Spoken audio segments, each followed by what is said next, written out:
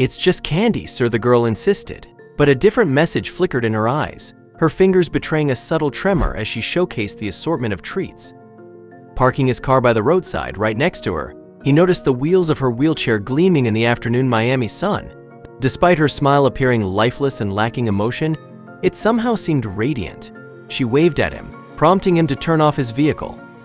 "Are you selling something?" "Yes," the girl affirmed. "What do you have?" The man inquired, his daughters at home nearly the same age as this girl.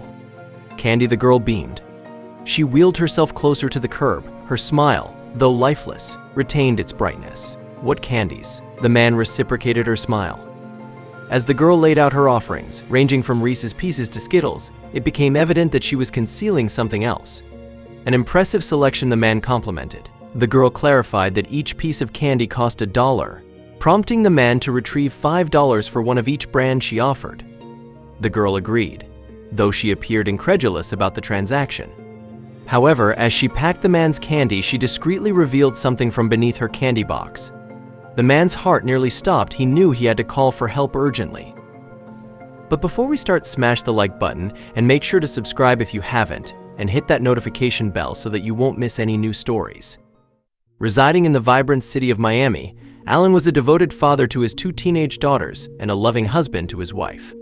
His life resembled a continuous juggling act, harmonizing the demands of his high-stakes job with the profound responsibilities of a family that held immeasurable significance for him. Stress became a steadfast companion, a weighty burden firmly perched on Allan's shoulders. In the midst of the chaos that enveloped him, he sought solace in fleeting moments, small respites from the overwhelming pressures.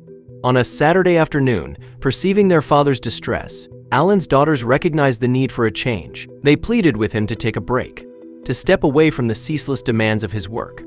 "Enjoy your Saturday, Dad," they urged, encouraging him to relax and assuring him that everything would be okay. In a bid to satisfy his daughters, Allan reluctantly acquiesced to their proposal.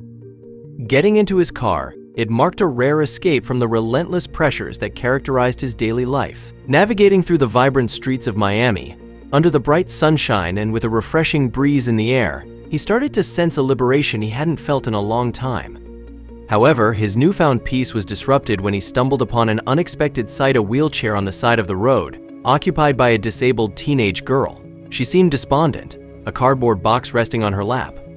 Despite his initial apprehension, Allan continued driving towards the girl. As he approached, he noticed that she wasn't in distress. Instead, she appeared to be selling something. Parking his car next to her, he mustered the courage to inquire about her situation, eager to understand the story behind the wheelchair and the somber expression on her face. "It's just candy, sir," the girl said. But her eyes had gleamed with a different message. "What kind of candy?" Allan asked. The girl reminded him so much of his girls at home that he needed to at least see what she was selling. He'd buy a few even though he himself was strapped for cash. "I have Hershey's, Kit Kats, Skittles, Reese's Pieces, and Tootsie Pops," the girl answered. She'd introduced herself as Meg, and Allan had told her he's called Mr. Bricks. "How much for one?" he asked, and the girl quickly answered that each bar or packet was only $1. "Just $1?" Allan asked. Some of the candies in the girl's lap were more than $1 in any store. What was happening? Allan didn't understand why the girl was selling some of the candy for so cheap. Then, a disturbing theory hit his mind, and he found himself asking Meg a question he really should have led with. "Have you sold anything today?" Allan asked. Perhaps she was selling her candy so cheaply that she could at least go home with something. Meg's eyes inched to the side. His heart broke for the girl, and he asked, "How long have you been out here?" "Since 9 a.m., Meg answered, her smile receding. For the first time since she started talking to Allan, he got a glimpse of emotion in her eyes. She looked tired and hungry, wishing she'd sold all her candy so she could go home. 8 a.m., the dad barely masked his astonishment. He dug into his bag and fished out a few dollar bills. "I'll take one of each," he said. Allan leaned out of the car to hand over the cash, and he expected Meg to at least smile genuinely this time. Although the dad didn't have much in his overall account, he had about $40 on him, all of which he hoped to gift Meg. "A single $5 bill will work fine," Sir Meg grinned, although her eyes were now scanning the vicinity. No, Allan insisted. "Just take all of it, and I'll have only 5 bars of candy," and that's when it happened. As Allan handed her the cash, she started looking around. It was then that he noticed her hands were moving under the box of candy on her lap.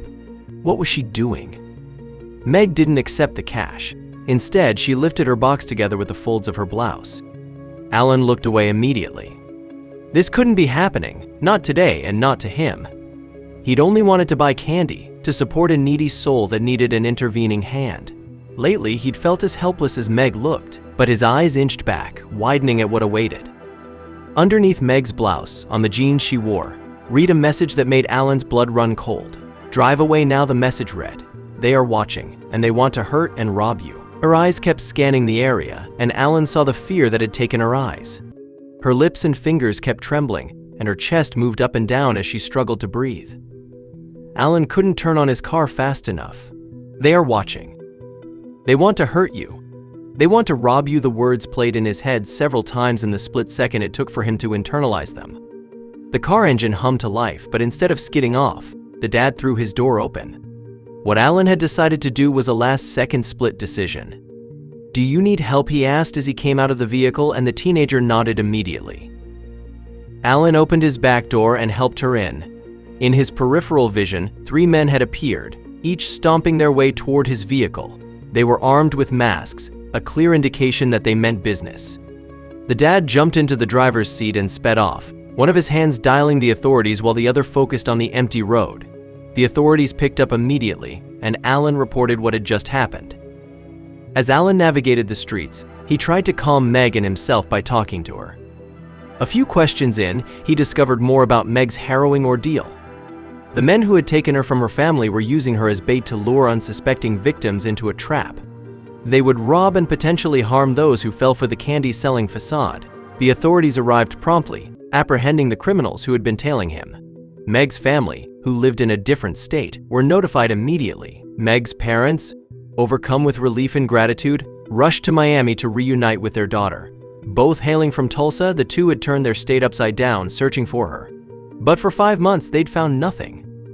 Tears flowed freely as they embraced Meg, grateful to Allan for being the unexpected hero in their family's darkest hour.